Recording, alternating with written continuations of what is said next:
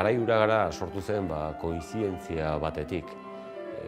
Iaz hasi ginen eta iaz bete ziren 250 urte. Real Sociedad Vasconga de Amigos del País Euskal Herriaren adiskideen elkartea sortu zela eta aldi berean Fernando Amezketarra jaio zela. Eta, kointzidentzia hortatik eta 250. urte horretatik aurrera tira genuen eta elkarrengandik urrun zeuden bi mundu ilustrazioarena eta lehenengo bertsolari belaunaldiarena, elkarrengandik urruti zeuden bi mundu horiek elkarrengana ekartzen ahalegindu gara.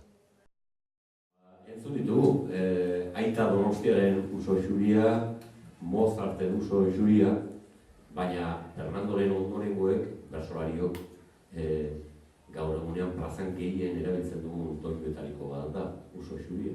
Horrek esan nahi du, han eta hemen goi mailako kultura herrikoia ez dela inbestako mugari batzuk eta besten artean. Eta ikus dezazuen gutxi gehiago, nola improvisatzen dugun uso xuria doinuan, Aita Donostia eta Mozartenik bertsolarietan erantziko dugu, hirugarren berzio.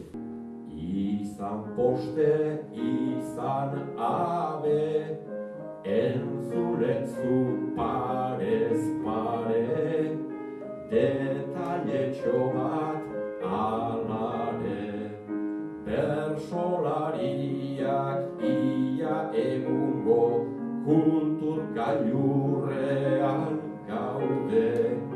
Mozart kantatzen bagenekien tagu enteratu gabe, tagu enteratu